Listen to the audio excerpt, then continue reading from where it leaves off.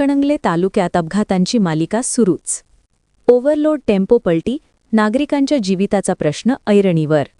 हातकणंगले तारदाळ रस्त्यावर गुरुवारी दुपारी सुमारे 1 वाजण्याच्या दरम्यान दत्त मंदिर परिसरात मालवाहतूक टेम्पो पलटी झाल्याची घटना घडली. टेम्पो क्रमांक MH05BH3989 हा ओव्हरलोड असल्याने हा अपघात झाल्याची प्राथमिक माहिती समोर येत आहे. मिळालेल्या माहितीनुसार हातकणंगलेहून तारदाळकडे येणाऱ्या या टेम्पोमध्ये ताग्यांचा मोठ्या प्रमाणात माल भरलेला होता. दरम्यान आरटीओ पथक आल्याची माहिती मिळताच चालकाने टेम्पो चुकीच्या मार्गावर वळवला. मात्र तीव्र चढ असलेल्या या रस्त्यावर टेम्पो अचानक मागे घसरला आणि चालकाच्या ताबा सुटल्याने वाहन रस्त्यालगतच्या खड्ड्यात पलटी झाले.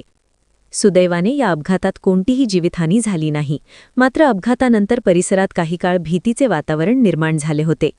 स्थानिक नागरिकांनी तात्काळ घटनास्थळी धाव घेत मदतकार्य केले.